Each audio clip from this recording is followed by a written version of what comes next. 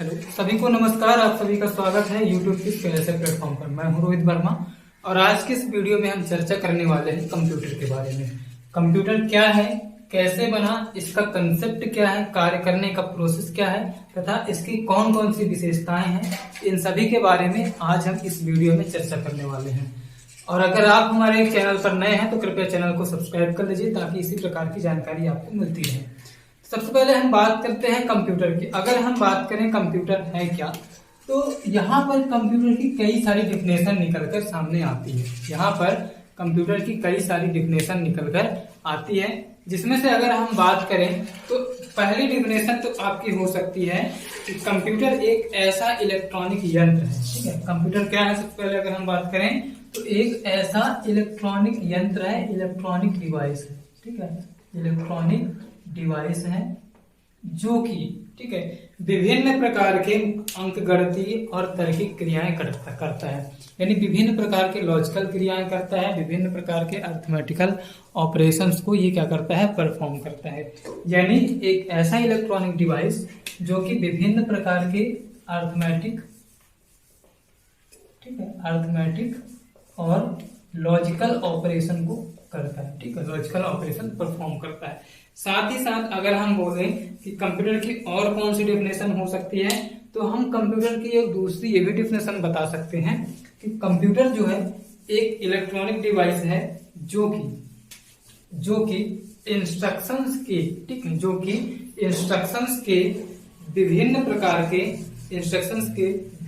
के सूचियों को क्या करता है, ऑपरेट करता है, उनको क्या करता है, संपन्न करता है। जैसे अगर हम कोई इंस्ट्रक्शन दे दिए कंप्यूटर को, आदेश या निर्देश दे दिए, ठीक है, तो उस इंस्ट्रक्शंस के विभिन्न लिस्ट को ठीक है विभिन्न लिस्ट को परफॉर्म करता है, विभिन्न लिस्ट के कार्यों को संपन्न करता है। इस प्रकार से हम कंप्यूटर की कई सारी डेफिनेशन यहाँ पर बता सकते हैं।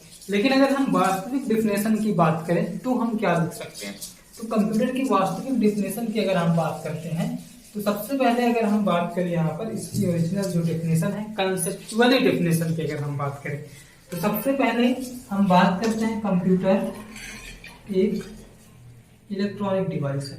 ठीक है, computer is a electronic device. Computer क्या है, एक इलेक्ट्रॉनिक डिवाइस। इलेक्ट्रॉनिक डिवाइस क्यों है, क्योंकि ये विद्युत से चलता है, विद्युत के कारण ही चलने वाला डिवाइस है। ठीक है, लेकिन अभी हमारी डेफिनेशन पूरी नहीं हुई है, समझिएगा बात को। सबसे पहले हमारी डेफिनेशन क्या है कि कंप्यूटर एक इलेक्ट्रॉनिक डिवाइस है। साथ में इसमें और एक शब्द जुड़ेगा, वो शब्द क्या है, जो डेटा को प्रोसेस करता है। ठीक है, किसको प्रोसेस करता है, डेटा को, जो डेटा को प्रोसेस करके इंफॉर्मेशन जनरेट करता है। ठीक है, डेटा को प्रोसेस करके इंफॉर्मेशन जनरेट करता है। ये कंप्यूटर की डेफिनेशन हो गई। ठीक है, क्या डेफिनेशन है कंप्यूटर की, कंप्यूटर जो है एक इलेक्ट्रॉनिक डिवाइस है। ठीक है, कंप्यूटर एक इलेक्ट्रॉनिक डिवाइस है जो डेटा को प्रोसेस करके इंफॉर्मेशन जनरेट करता है, जो कि डेटा को प्रोसेस करके इंफॉर्मेशन जनरेट करता है। ठीक है, अब देखिएगा, डेटा को प्रोसेस तो करेगा, लेकिन प्रोसेस कैसे करेगा, क्या कुछ भी प्रोसेसिंग की जा सकती है उस पर, तो डेटा पर हम कोई भी प्रोसेस कर सकते हैं, बशर्ते इस प्रोसेस के लिए हमें इंस्ट्रक्शंस देना पड़ता है। ठीक है, क्या देना पड़ता है, इंस्ट्रक्शंस। ठीक है, इंस्ट्रक्शन यानी आदेश या निर्देश, यानी डेटा पर जो भी प्रोसेस हमें करवानी है। ठीक है, डेटा पर जो भी प्रोसेस हमें करनी है, उस प्रोसेस के लिए हमें एक इंस्ट्रक्शंस देना पड़ेगा। ठीक है, एक इंस्ट्रक्शंस की लिस्ट देनी पड़ेगी। उसी इंस्ट्रक्शंस के आधार पर कंप्यूटर जो है डेटा पर प्रोसेस करता है और हमें हमारा वांछित रिजल्ट प्रोवाइड करता है। ठीक है, यहां तक बात क्लियर हो गई होगी आपको। अब देखिए, हम आगे बात करते हैं कि वो डेटा क्या हो सकता है, कौन सी इंफॉर्मेशन है और कौन सा प्रोसेस है। ठीक है, डेटा क्या होगी, इंफॉर्मेशन हमें क्या मिलेगी और प्रोसेस क्या होगा। सबसे पहले अगर हम बात करें तो यहाँ पर मैं वही लिख दे रहा हूं, सबसे पहले कंप्यूटर हमारा एक इलेक्ट्रॉनिक डिवाइस है जो डेटा पर प्रोसेस करता है और इंफॉर्मेशन जनरेट करता है। ये तो हमारी डेफिनेशन हो गई और यही हो गया कंप्यूटर का कंसेप्ट भी होता है। ठीक है, साथ ही साथ एक बात यहाँ पर और समझिएगा प्रोसेसिंग के दौरान, ठीक है, प्रोसेसिंग के दौरान जरूरत पड़ने पर ये डेटा को स्टोर भी करता है, ठीक है, डेटा को स्टोर भी कर लेता है कौन, कंप्यूटर। लेकिन प्रोसेसिंग के दौरान जरूरत पड़ने पर, अगर वास्तविक कंप्यूटर का कंसेप्ट पूछा जाए, ठीक है, या फिर हम बोले कि कंप्यूटर की मूलभूत जो कार्य है, ठीक है, मूलभूत जो कार्य है, बेसिक जो प्रोसेस है, वो क्या है, 3 ही है। तो डेटा को इनपुट करना, प्रोसेस करना और इंफॉर्मेशन जनरेट करना, ठीक है। अब डेटा मतलब होगा क्या, जैसे अगर हमने कंप्यूटर पर जो भी इनपुट किया, जो भी डाला, जैसे फॉर एक एग्जांपल को लेकर मैं आपको समझाना चाहूंगा। जैसे यहाँ पर मैंने लिखा 2 + 2, ठीक है, बहुत छोटा सा कैलकुलेशन है और सभी को पता है इसका रिजल्ट आता है 4, ठीक है, बहुत ही छोटा सा कैलकुलेशन है। लेकिन यहाँ पर एक बात समझिएगा, हमें जब भी 2 + 2 को ऐड करना है, ठीक है, कंप्यूटर के माध्यम से हम करें, कैलकुलेटर का भी आप यूज कर सकते हैं, मोबाइल से भी कर सकते हैं, लेकिन वो कंप्यूटर का ही एक छोटा ग्रुप होगा, ठीक है। तो 2 + 2 को हमें ऐड करना है, तो इस 2 + 2 को हम तभी ऐड कर पाएंगे जब हम इसे कंप्यूटर को देंगे, ठीक है, जब हम कंप्यूटर को इसे देंगे।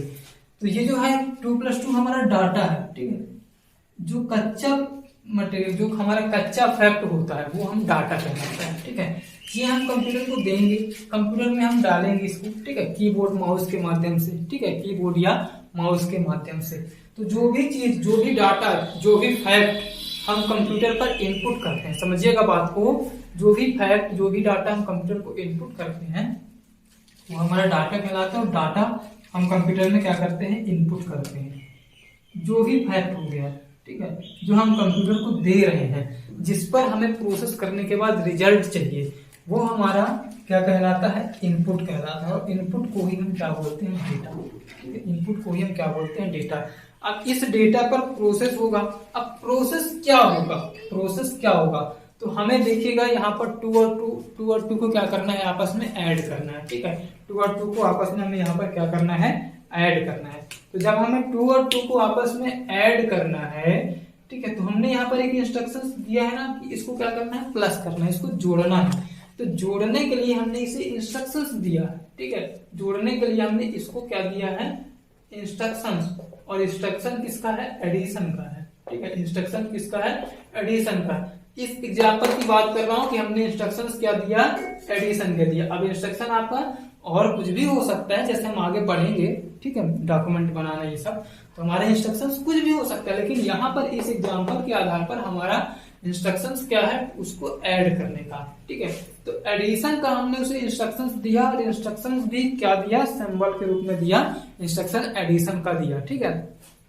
अब इस एडिशन को ये कंप्यूटर क्या करेगा, परफॉर्म करेगा, एडिशन करेगा, ठीक है, इसको जोड़ेगा, ठीक है, जोड़ेगा। और जोड़ने के बाद हमें आउटपुट देखने को मिल जाएगा, रिजल्ट देखने को मिल जाएगा 4। ये बहुत ही छोटी प्रोसेस होता है, बहुत ही जल्दी होता है, ठीक है। तो हमें रिजल्ट क्या मिल जाएगा देखने को, यहाँ पर 4। तो जो भी हमें आउटपुट मिलता है, जो भी इंफॉर्मेशन मिलता है, जो भी रिजल्ट मिलता है कंप्यूटर के माध्यम से, ठीक है, जैसे जो भी हमको इंफॉर्मेशन मिला उसे हम क्या बोलते हैं, आउटपुट, क्या बोलते हैं, आउटपुट। यही हमारा क्या हो जाता है, रिजल्ट, यही हमारा क्या हो जाता है, रिजल्ट। यानी कंप्यूटर के माध्यम से हमें जो भी रिजल्ट मिलता है, ठीक है, उसे या तो हम आउटपुट बोलते हैं या फिर इंफॉर्मेशन बोलते हैं। तो यहां से एक डिफिनेशन आपको मिल गई, जैसा कि मैंने बताया कि कंप्यूटर सबसे पहले है क्या, एक इलेक्ट्रॉनिक डिवाइस है, क्या, इलेक्ट्रॉनिक डिवाइस, जो डेटा पर, ठीक है, जो भी डेटा हम कंप्यूटर को दे रहे हैं उस डेटा पर प्रोसेस करता है। प्रोसेस किसके आधार पर करेगा, इंस्ट्रक्शंस के आधार पर करेगा। जो भी हम उसको इंस्ट्रक्शंस देंगे उस इंस्ट्रक्शंस के आधार पर प्रोसेस करेगा, और लास्ट में हमें इंफॉर्मेशन या रिजल्ट प्रोवाइड करता है। ये होती है कंप्यूटर की मूलभूत डिफिनेशन, ठीक है, मूलभूत परिभाषा। तो उम्मीद कर रहा हूं यहाँ तक बात समझ में आ गई होगी। और एक एग्जाम्पल भी मैंने आपको समझा दिया, 2 + 2, ठीक है, 4। तो ये हुई कंप्यूटर की डिफिनेशन। अब देखिएगा इनपुट और आउटपुट, ठीक है, ये होता क्या, जैसा कि आपको पता चल गया कि हम कंप्यूटर को जो भी देंगे वो सब इनपुट कहलाता है। जो भी हम कंप्यूटर को देंगे वो पूरा, ठीक है, इनपुट कहलाएगा, ठीक है, वो डाटा इनपुट कहलाएगा। और जो कच्चा फैक्ट होते हैं, ठीक है, कच्चे फैक्ट होते हैं, वही आपके इनपुट या डेटा कहलाते हैं। और एक चीज ध्यान दीजिएगा, जो हमारा डेटा है, जो इनपुट है, वो कुछ भी हो सकता है, ठीक है, कोई नंबर हो सकता है, ठीक है, कोई कैरेक्टर हो सकता है, ठीक है, कोई स्ट्रिंग यानी शब्द हो सकता है, कोई इमेज हो सकता है, ठीक है, कोई डॉक्यूमेंट हो सकता है, यानी कुछ भी जो हम कंप्यूटर को दे रहे हैं वो सभी आपका क्या कहलाता है, जो भी हम कंप्यूटर को दे रहे हैं वो सब क्या कहलाता है, आपका डेटा कहलाता है। सेम वही जो हमें कंप्यूटर से मिल रहा है वो आपका रिजल्ट कहलाएगा। रिजल्ट नंबर हो सकता है, जैसे यहाँ पर नंबर के रूप में रिजल्ट आया। रिजल्ट कोई कैरेक्टर हो सकता है, रिजल्ट कोई इमेज हो सकता है, कोई डॉक्यूमेंट हो सकता है, कोई ऑडियो वीडियो हो सकता है, और ऑडियो वीडियो हम डेटा के रूप में भी लिख सकते हैं। यानी जो भी हम कंप्यूटर को देंगे वो डेटा है, जो हमें कंप्यूटर से मिलता है वो आउटपुट है, रिजल्ट है, ठीक है, इंफॉर्मेशन है। अब आगे एक बात आती है कि हम जब भी इन्हें कोई डॉक्यूमेंट देंगे, कोई भी डेटा इन पर इनपुट करते हैं तो किसी न किसी डिवाइस के माध्यम से ही इनपुट करेंगे, ठीक है, किसी न किसी डिवाइस या किसी न किसी मशीन, किसी न किसी यंत्र या किसी न किसी उपकरण के माध्यम से ही हम इन पर डेटा इनपुट करेंगे, ठीक है। तो ऐसे डिवाइस, ध्यान दीजिएगा, ऐसी डिवाइस जिनके माध्यम से हम कंप्यूटर में डेटा इनपुट करते हैं, समझिएगा बात को, ऐसी डिवाइस जिनके माध्यम से हम कंप्यूटर को डेटा इनपुट करते हैं वो पूरी डिवाइसेस, वो सभी डिवाइसेस इनपुट डिवाइस कहलाती हैं। वो सभी डिवाइसेस क्या कहलाती हैं, इनपुट डिवाइस। जैसे जो भी डिवाइस है, जैसे अगर हम आप लोग जनरली देखे होंगे कि जब भी आप कंप्यूटर पर कोई भी डेटा इनपुट करते हैं तो कीबोर्ड के माध्यम से करते हैं। किसके माध्यम से करते हैं, कीबोर्ड के माध्यम से जनरली अभी मैं बात कर रहा हूं। हालांकि इसके अलावा और कई सारी इनपुट डिवाइस हैं, उन सभी की डिटेल चर्चा होगी आगे, लेकिन अभी आप क्या समझ रहे हैं कि जब हम कंप्यूटर को देखते हैं कहीं पर भी, आप जहां पर भी जाते हैं किसी ऑनलाइन शॉपिंग शॉप पर, ठीक है, फॉर्म भरने या किसी भी कारण से, तो वहां पर देखते हैं कि एक कीबोर्ड होता है जिसमें बटन कई सारे होते हैं, एक छोटी सी डिवाइस होती है जिसके माध्यम से हम कंप्यूटर को कोई भी इनपुट देते हैं, ठीक है, तो वो इनपुट डिवाइस हो गई। आप देखेंगे माउस, तो क्या माउस भी इनपुट डिवाइस है सर? तो माउस भी इनपुट डिवाइस है, क्योंकि माउस के माध्यम से हम कंप्यूटर को क्या देते हैं, इंस्ट्रक्शंस देते हैं। क्या देते हैं, इंस्ट्रक्शंस देते हैं। और वर्चुअल कीबोर्ड का यूज भी हम माउस के माध्यम से ही करते हैं। वर्चुअल कीबोर्ड हम पढ़ेंगे अभी, ठीक है। तो ये समझ में आ गई होगी इनपुट डिवाइस। अब हमें रिजल्ट कहां पर मिलता है, अब हमें रिजल्ट कहां पर मिलता है, तो इसी एग्जाम्पल की अगर हम बात करें, 2 + 2 हमने ऐड किया, रिजल्ट हमें आउटपुट के रूप में मिला 4। तो ये 4 कहां पर मिला सर? ये 4 हमें देखने को मिला है मॉनिटर पर। कहां देखने को मिला है, मॉनिटर पर। कहां देखने को मिला, मॉनिटर पर। तो क्या ये मॉनिटर आउटपुट डिवाइस है? तो बिल्कुल आउटपुट डिवाइस है। क्यों? क्योंकि मॉनिटर के माध्यम से हमें रिजल्ट मिल रहा है। किसको रिजल्ट मिल रहा है?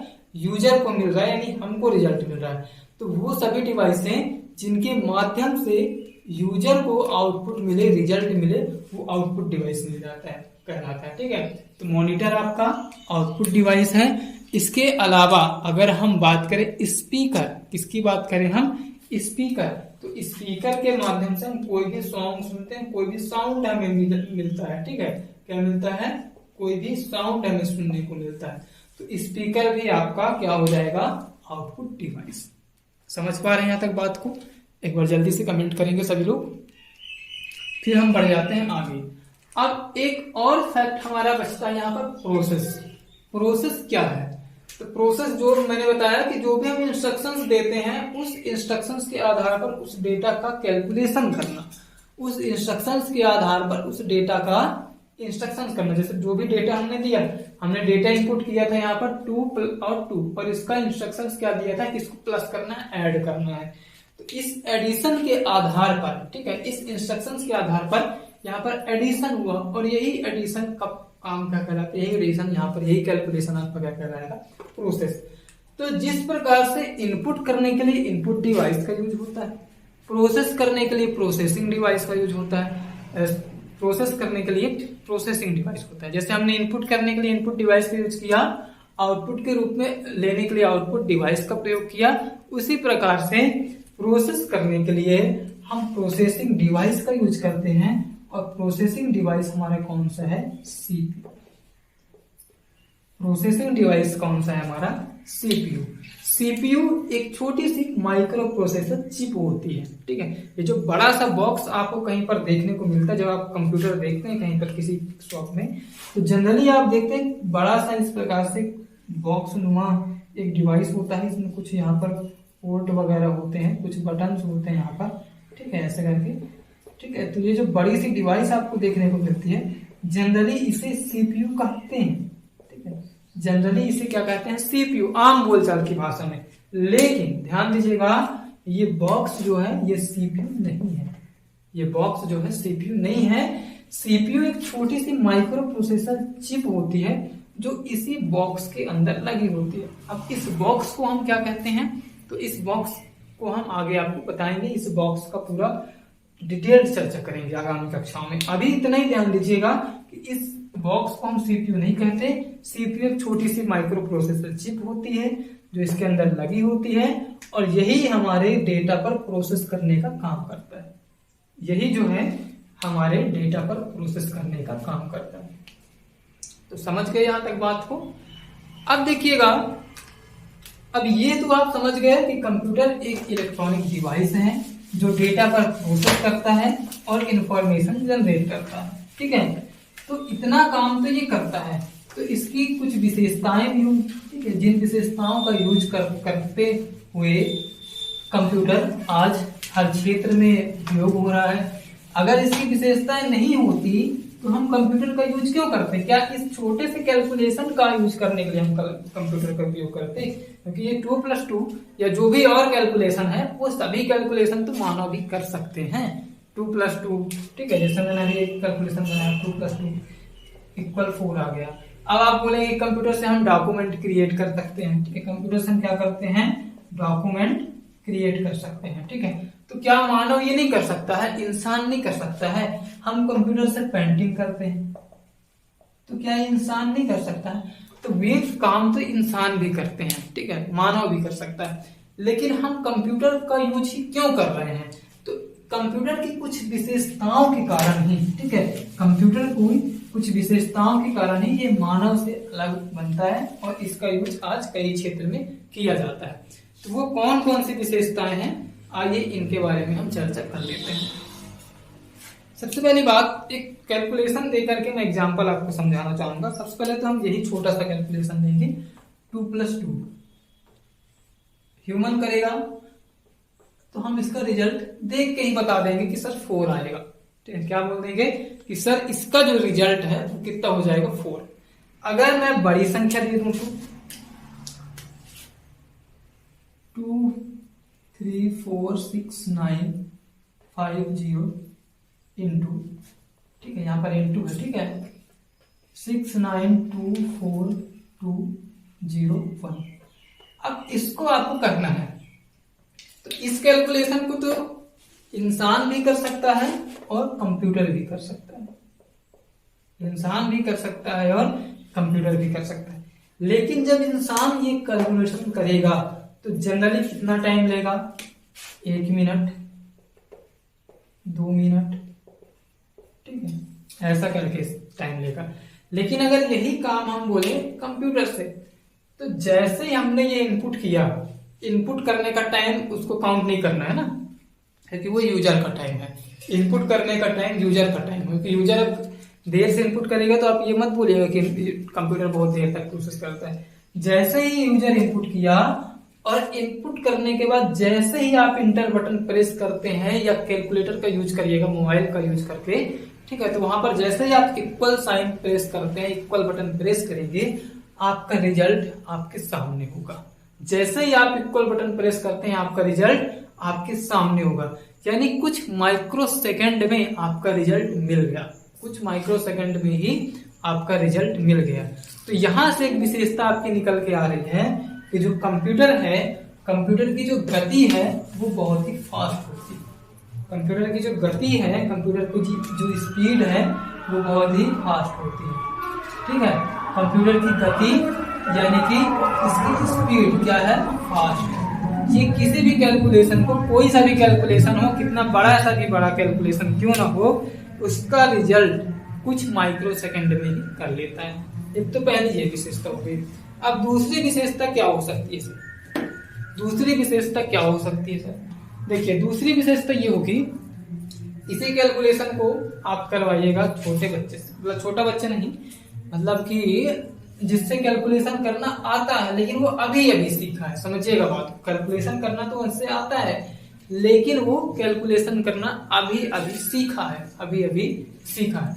और जब हम जनरली मैं बात करूं कि इस टाइप का जब भी कैलकुलेशन हमारे सामने बड़ी कैलकुलेशन कोई भी आती है तो इसको हम क्या करते हैं, एक एक अंक का यूज करते हैं, एक एक अंक को उठाते हैं और उसको इसके साथ कैलकुलेट करके और क्या करते हैं, फिर लास्ट में ऐड करते हैं। ये मैथ का प्रोसेस है, ये सभी को पता है जनरली। तो जो बच्चा अभी अभी कैलकुलेशन करना सीखा है उससे कैलकुलेशन करना बनता है, लेकिन इस कैलकुलेशन करने में हो सकता है वो बीच में भूल जाए। क्या हो जाए, बीच में भूल जाए, प्रोसेस भूल जाए, ठीक है। और उस प्रोसेस को हमें बताना पड़ेगा कि भैया ऐसा नहीं ऐसा करना है, ऐसा नहीं आपको ऐसा करना, प्रोसेस भूल जाए, समझिएगा बात को। लेकिन अगर यही कैलकुलेशन हम कंप्यूटर को दे दें और कंप्यूटर पर अगर हमने एक बार प्रोसेस का प्रोग्रामिंग कर दिया ना, एक बार हमने उस प्रोसेस का प्रोग्रामिंग कर दिया तो ना तो वो भूलेगा और ना ही उसे बार बार बताने की आवश्यकता है हमें, ठीक है। यानी कंप्यूटर को जो भी इंस्ट्रक्शंस दे दिया उस इंस्ट्रक्शंस के आधार पर कंप्यूटर वह कार्य ऑटोमेटिक करेगा, कंप्यूटर वह कार्य ऑटोमेटिक करेगा। यानी कंप्यूटर की जो दूसरी विशेषता हो गई ऑटोमेशन की हो गई, ऑटोमेशन की हो गई, स्वचालन की हो गई। स्वचालन मतलब एक बार जब हमने इंस्ट्रक्शंस दे दिया कंप्यूटर को, उस इंस्ट्रक्शंस के आधार पर कंप्यूटर वो पूरा प्रोसेस करेगा, ठीक है। हमें उसे बाद में बीच बीच में बताने की आवश्यकता नहीं है। तीसरी यहां पर विशेषता है, इस प्रोसेस को करने में इंसान कोई ना कोई गलती कर देगा। मैं ये नहीं बोलता कि सबसे मैथ नहीं आता सभी बच्चे गलत करेंगे, सभी लोग गलत करेंगे, लेकिन हो सकता है 100 में से 1 इसको गलत कर दे, यहां पर गलती कर दे। लेकिन कंप्यूटर में कभी भी कोई गलती नहीं होती है, कंप्यूटर में कोई भी गलती नहीं होती है, उसका रिजल्ट हमेशा एक्यूरेट होता है, शुद्ध होता है। तो तीसरी विशेषता इसकी हो जाती है एक्यूरेसी की, यानी कि शुद्धता की, यानी कि शुद्धता की। अब कई बार आप लोग सुने होंगे कि कंप्यूटर जो है रिजल्ट गलत देता है, कंप्यूटर एक रिजल्ट गलत दिया। कई बार ये जनरली आम बोलचाल की भाषा में देखने को सुनने को आपको मिल जाता है कि कंप्यूटर द्वारा हमें गलत रिजल्ट मिल रहा है, हमें गलत आउटपुट मिल रहा है। तो क्या वास्तव में कंप्यूटर गलती किया? सर आप तो बोल रहे हैं कि कंप्यूटर कभी गलती नहीं करता, उसका जो रिजल्ट होता है वो एक्यूरेट होता है, शुद्धता होता है, शुद्ध होता है। तो जी हाँ, कंप्यूटर की गलती नहीं होती। अगर आपको रिजल्ट कहीं पर भी गलत मिलता है, यदि आप अपने दृष्टिकोण से देखेंगे तो वो गलत है, ठीक है, अपने दृष्टिकोण से देखेंगे तो आपको रिजल्ट गलत मिल रहा है, लेकिन वास्तव में वो गलती कंप्यूटर की नहीं है, वहां पर गलती है यूजर की। या तो यूजर कंप्यूटर को इंस्ट्रक्शंस गलत दिया है या फिर डेटा गलत पुट किया है। क्या यहाँ पर गलती हो सकती है? या तो यूजर कंप्यूटर को इंस्ट्रक्शंस गलत दिया है या फिर डेटा गलत इनपुट किया है। समझ पा रहे हैं यहाँ पर बात? ठीक है, तो ये हो गई आप कंप्यूटर की जो तीसरी विशेषता, ये हो गई कंप्यूटर की तीसरी विशेषता। समझ गए? आगे हम बात करें, कंप्यूटर में हाई स्टोरेज कैपेसिटी है, ठीक है। कंप्यूटर में किसी भी डेटा को स्टोर करने की जो क्षमता है वो बहुत ज्यादा है, स्टोरेज, हाई स्टोरेज कैपेसिटी है, ठीक है। यहाँ पर मैं लिख दे रहा हूँ हाई स्टोरेज कैपेसिटी, इसको बोलते हैं उच्च स्टोरेज क्षमता, उच्च संग्रहण क्षमता। यानी कोई भी डेटा हो, उस डेटा को ज्यादा से ज्यादा कंप्यूटर स्टोर कर सकता है, ठीक है। क्या कर सकता है? स्टोर कर सकता है। और कौन सी विशेषता हम बोल सकते हैं? तो एक विशेषता हो सकती है कर्मठता की, कर्मठता। कर्मठ मतलब होता क्या है? यानी अपने काम को, ठीक है, अपने काम को करने के लिए हमेशा तैयार रहना, ठीक है, उसको थकावट महसूस ना होना, ये होता है। जैसा कि अगर हम बात करें कोई भी एक काम की, इस प्रकार के आपको 100 कैलकुलेशन दे दिया जाए, कितने कैलकुलेशन दे दिया जाए? 100 कैलकुलेशन। समझिएगा यहाँ पर बात, इस प्रकार के 100 कैलकुलेशन आपको करने को कहा जाए। हो सकता है आप 50 कैलकुलेशन करें। कितने कैलकुलेशन? 50। और 50 कैलकुलेशन करते करते आप थक जाएं या आपका मन ना करे ये सब काम करने का, यही तो हो सकता है। या तो आप थक जाएं या नहीं भी थके हैं तो आपका मन नहीं करेगा कि अब वही वही काम कौन करे बार बार। लेकिन कंप्यूटर में जो है ये एक विशेषता होती है कर्मठता की, कि कंप्यूटर को हम जो भी डेटा देंगे उस डेटा के आधार पर, जो भी इंस्ट्रक्शंस देंगे उस इंस्ट्रक्शंस के आधार पर कंप्यूटर काम को पूरा करेगा। कंप्यूटर जो है काम को पूरा करेगा, वो अपने काम को करने के लिए हमेशा जो है तत्पर रहेगा। ठीक है, अपने काम को करने के लिए हमेशा तत्पर रहेगा। ठीक है, तो एक विशेषता हो गई आपकी डिलीजेंस की, यानी कि कर्मठता की। ठीक है, किसकी? कर्मठता की। इसको हम बोलते हैं डिलीजेंस।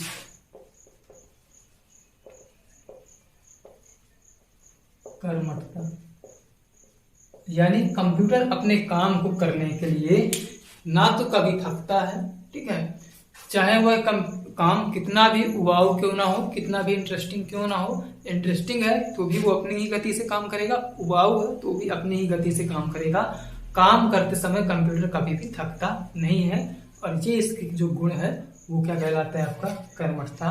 और इन्हीं सब गुण के होने के कारण, ठीक है, इन्हीं सब गुण होने के कारण एक तो हम क्या करते हैं, कंप्यूटर में विश्वास ज्यादा करने लग गए हैं। इन्हीं सब गुण होने के कारण विश्वास करने लग गए हैं। ठीक है, ज्यादा से ज्यादा कंप्यूटर पर विश्वास करते हैं, और विश्वास करना भी एक क्या है, उसकी विशेषता है कि उसमें रिलायबिलिटी की प्रोसेस है। ठीक, इसकी रिलायबिलिटी की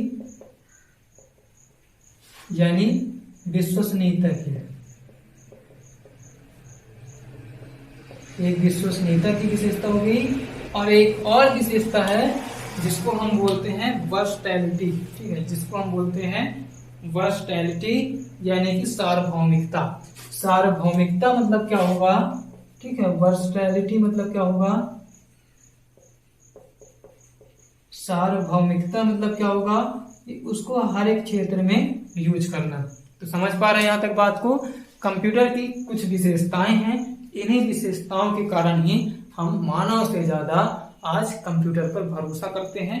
कोई भी काम जो हमें करना है हम कंप्यूटर के माध्यम से ही करते हैं, चाहे वो कंप्यूटर चाहे वह काम कोई कैलकुलेशन का हो, कोई डॉक्यूमेंट क्रिएट करने का हो, ठीक है, कोई इमेज ड्रॉ करने का, इमेज मतलब यहाँ पर पेंटिंग की। अब फोटो वगैरह तो इंसान नहीं खींच सकता, ठीक है, इमेज यहाँ पर पेंटिंग की बात कर रहा हूँ मैं। डॉक्यूमेंट की हो, कोई कैलकुलेशन की हो, या इस प्रकार का कोई मेजरमेंट करना हो, ठीक है, आजकल कंप्यूटर के माध्यम से मेजरमेंट भी करते हैं। तो ये हम क्यों करते हैं? क्योंकि कंप्यूटर के कुछ विशेषताएं होती हैं, जैसा कि कंप्यूटर की स्पीड जो है, गति जो है बहुत फास्ट है। ठीक है, कंप्यूटर में ऑटोमेशन का गुण पाया जाता है। ऑटोमेशन मतलब होता है स्वचालन। एक बार इंस्ट्रक्शंस देने के बाद उस इंस्ट्रक्शंस के आधार पर कंप्यूटर स्वयं काम करता है, ऑटोमेटेड काम करता है। ठीक है, तो ये ऑटोमेशन का गुण हो गया। स्टोरेज कैपेसिटी ज्यादा होती है। ठीक है, कोई भी डाटा है उस डेटा को स्टोर करता है, ठीक है, 10 साल 20 साल 50 साल के लिए। लेकिन मानव में ये विशेषता नहीं होती है। अगर इंटरेस्टिंग फैक्ट है तो 2-4 साल तक याद करेगा, नहीं तो फिर भूल जाते हैं। लेकिन कंप्यूटर में वो डाटा हमेशा स्टोर रहता है, बशर्ते मेमोरी खराब नहीं होनी चाहिए। मेमोरी आपकी यानी कंप्यूटर की खराब नहीं होनी चाहिए। फिर कर्मठता मतलब अपने काम को करने के लिए हमेशा तत्पर रहना। काम चाहे इंटरेस्टिंग हो, वाव हो, कंप्यूटर हमेशा तैयार रहता है। रिलायबिलिटी मतलब इन सभी काम को करने में विश्वास करते हैं, और विश्वास करते हैं तो विश्वसनीयता है उसकी विशेषता। और वर्सटैलिटी यानी सार्वभौमिकता, हर जगह पर आज कंप्यूटर का उपयोग होता है। समझ पा रहे हैं यहाँ तक बात को? जल्दी से बताएंगे एक बार कमेंट करके, क्या यहाँ तक बात समझ में आ गई? किसी को कोई दिक्कत, कोई परेशानी हो तो जल्दी से कमेंट करेंगे। ये हुई कंप्यूटर की विशेषता। ठीक है, ये जो है ये हमने कंप्यूटर की विशेषता पढ़ा। ठीक है, कंप्यूटर की विशेषताएं पढ़ी। अब कंप्यूटर में कुछ कमी भी होती है। ठीक है, कुछ कमी भी होती है। वो कौन कौन सी कमी है? कंप्यूटर में कुछ कमियां हैं। वो कमियां कौन सी हैं, आइए इसकी चर्चा हम कर लेते हैं। एक समझिएगा बात, कंप्यूटर में बुद्धिमत्ता की कमी होती है, इंटेलिजेंस नहीं होती। हालांकि अब आर्टिफिशियल इंटेलिजेंस आ गया है, लेकिन फिर भी अगर हम बात करें इसमें जो है बुद्धिमत्ता की कमी, यानी जैसे अगर हम एक रोबोट की बात करें, ठीक है, एक रोबोट की बात करें और उस रोबोट में हम बोले कि बाजार जाओ और सब्जी खरीदो, ठीक है, समझिएगा बात को। अभी जनरली हम आर्टिफिशियल इंटेलिजेंस को छोड़कर बता रहे हैं, ठीक है। एआई अभी आर्टिफिशियल इंटेलिजेंस पर काम हो रहा है, ये बन भी चुका है, यानी इसमें कृत्रिम बुद्धिमत्ता की प्रोसेस अभी अपनाई जा रही है। लेकिन फिर भी अगर इसको छोड़ दें तो कंप्यूटर में बुद्धिमत्ता की कमी होती है, क्योंकि आर्टिफिशियल इंटेलिजेंस की हर जगह पर लागू नहीं हुआ है, ठीक है, हर कंप्यूटर पर अप्लाई नहीं हुआ है, अभी इस पर प्रोसेस जारी है, काम जारी है। तो हम आर्टिफिशियल इंटेलिजेंस को साइड में रखते हुए अगर हम बात करें तो कंप्यूटर में बुद्धिमत्ता की कमी होती है। अगर हम कंप्यूटर को बोलें कि बाजार जाओ, कंप्यूटर मतलब यहाँ पर रोबोट की बात कर रहा हूँ, बाजार जाओ सब्जी खरीदो, ठीक है, समझिएगा बात को। हमने रोबोट को इंस्ट्रक्शंस दिया बाजार जाओ सब्जी खरीदो। क्या इंस्ट्रक्शंस है हमारा? बाजार जाओ और सब्जी खरीदो, ये इंस्ट्रक्शंस दिया। तो क्या होगा?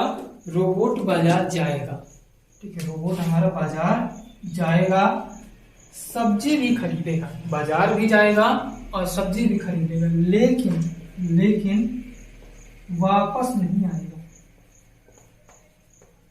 वापस नहीं आएगा। आप बोलेंगे सर क्यों नहीं आएगा? तो वो इसलिए नहीं आएगा क्योंकि कंप्यूटर में जो है बुद्धिमत्ता की कमी है, इंटेलिजेंस की कमी है, सोचने की समझने की क्षमता नहीं है। तो ये तो हो गई आपकी कंप्यूटर की पहली कमी। हालांकि अब आर्टिफिशियल इंटेलिजेंस पर काम किया जा रहा है, बहुत जल्द हमें ऐसे कंप्यूटर देखने को मिलेंगे फ्यूचर में जिनमें स्वयं सोचने समझने की क्षमता होगी। हमारा कंप्यूटर अपने से सोच समझ लेगा, यानी अगर हमने कंप्यूटर को इंस्ट्रक्शन दिया और वो इंस्ट्रक्शन मान लीजिए गलत है या कुछ भी है, तो कंप्यूटर पर इतनी क्षमता होगी कि उसे सुधार ले, ऐसा करके, ठीक है। हालांकि कंप्यूटर गलती नहीं करता, मैंने अभी थोड़ी देर पहले बताया, जो गलती होगी यूजर की होगी, लेकिन यूजर इंस्ट्रक्शंस देते समय भी अगर कुछ गलती करता है, जनरल गलती, ठीक है, तो उस पर ऐसा काम किया जा रहा है कि उस पर कंप्यूटर उसे सुधार कर सके, ठीक है। एक तो हमारी ये कमी हो गई कंप्यूटर की बुद्धिमत्ता की कमी। दूसरी कमी क्या हो गई? Enable in self protection, enable in self protection यानी आत्मरक्षा करने में अक्षम, आत्मरक्षा करने में अक्षम। इसका मतलब क्या होगा? कंप्यूटर कितना भी पावरफुल क्यों ना हो, लेकिन इसमें एक कमी है कि वो अपनी रक्षा स्वयं नहीं कर सकता। अब अपनी रक्षा स्वयं ना कर सकने का मतलब क्या होगा? जैसे मान लीजिए कंप्यूटर चल रहा है, मान लेते हैं कंप्यूटर आपका चल रहा है और इस कंप्यूटर पर चलते चलते लाइट अचानक से आपकी तेज हो गई, लाइट अचानक से तेज हो गई, ठीक है, तो क्या होगा? क्या कंप्यूटर ऑटोमेटिक बंद हो जाएगा? हालांकि अब बहुत सारे ऐसे इलेक्ट्रॉनिक डिवाइस हैं जिनके माध्यम से ऑटोमेटिक पावर कट होता है, लेकिन यहाँ पर हम कंप्यूटर की बात कर रहे हैं। क्या कंप्यूटर अपनी से रक्षा स्वयं कर लेगा? लाइट अगर तेज हो गई तो क्या कंप्यूटर बंद हो जाएगा? नहीं होगा, कंप्यूटर जल जाएगा। दूसरे हम क्या एग्जांपल समझ सकते हैं? कंप्यूटर पर अगर कोई गलत व्यक्ति क्या कर रहा है, उसको एक्सेस कर रहा है किसी भी माध्यम, जैसे मान लीजिए मेरा कंप्यूटर है, ठीक है, मेरा कंप्यूटर, उसको मैं यूज करता हूँ डेली, उसको कौन चलाता है? मैं। उसमें मैंने अपने सारे पर्सनल डॉक्यूमेंट, ये जो भी हमारे डॉक्यूमेंट है, उसको मैंने रखा है, यूजर आईडी बना के रखी है, पासवर्ड ही बना के रखा है, जो भी हमारा पासवर्ड है। लेकिन वही पासवर्ड दूसरे को पता चल गया किसी दिन, वही पासवर्ड किसी दूसरे व्यक्ति को पता चल गया, तो वो दूसरा व्यक्ति आया मेरी अनुपस्थिति में और कंप्यूटर स्टार्ट किया और कंप्यूटर पर डेटा मतलब यूजर आईडी और पासवर्ड इनपुट किया। तो जब भी कंप्यूटर पर यूजर आईडी और पासवर्ड इनपुट किया तो कंप्यूटर सारा डाटा, जो भी मेरा डाटा है, वो पूरा डाटा उस व्यक्ति के समक्ष प्रस्तुत कर देगा। कंप्यूटर ये नहीं देखेगा कि सामने वाला व्यक्ति कौन है, क्या वही व्यक्ति है जिसकी ये यूजर आईडी है या दूसरी, तो वो डेटा को भी सिक्योर नहीं रखता, ठीक है। ये है आत्मरक्षा करने में सक्षम। डेटा को सिक्योर न रखने का मतलब ये हुआ कि मतलब व्यक्ति की पहचान नहीं करता, व्यक्ति विशेष की पहचान, हालांकि यूजर आईडी पासवर्ड की पहचान तो करता है, लेकिन व्यक्ति विशेष की पहचान नहीं कर पाता। तो बुद्धिमत्ता की कमी हो गई, आत्मरक्षा की कमी हो गई। तो ये थी आज की क्लास। यहाँ पर हमने आज की क्लास में क्या क्या बात की कंप्यूटर के बारे में, कंप्यूटर क्या है, कंप्यूटर की डेफिनेशन, कंप्यूटर की विशेषताएं और कंप्यूटर से संबंधित उसकी जो कमी है वो आज की क्लास में हम लोगों ने चर्चा किया। और ये हमारी क्लास जो है आपको YouTube पर रेगुलर देखने को मिलेगी। यहाँ पर हम कंप्यूटर पढ़ रहे हैं, हमारी जो सीरीज है कंप्यूटर की होगी। ये आपको किसी भी प्रतियोगी परीक्षाओं के लिए यूजफुल है। साथ ही साथ आप कंप्यूटर संबंधित कोई भी कोर्स कर रहे हैं, DCA, BCA, MSc, ठीक है, MCA, ठीक है, या स्कूलिंग का, वहां पर सभी जगह पर ये हेल्पफुल है। साथ ही साथ प्रतियोगी परीक्षाओं के दृष्टिकोण से भी ये हमारा जो वीडियो है वो आपके लिए हेल्पफुल है। तो आज की क्लास में बस इतनी ही जानकारी देनी थी। आपको ये क्लास कैसी लगी, ये जानकारी आपको कैसी लगी, कमेंट करके जरूर बताइएगा। अच्छी लगी तो वीडियो को लाइक करिएगा, और यदि आप हमारे चैनल पर नए हैं तो कृपया चैनल को सब्सक्राइब कर लीजिएगा, ताकि इसी प्रकार की लेटेस्ट जानकारी कंप्यूटर की फैक्ट आपको मिलती रहे। तो आज की क्लास में बस यहीं तक, मिलेंगे बहुत जल्द हम अगली वीडियो में, यानी कि कल की वीडियो में। तब तक के लिए सभी को नमस्कार, गुड बाय, टेक केयर, अपना ख्याल रखिएगा, धन्यवाद।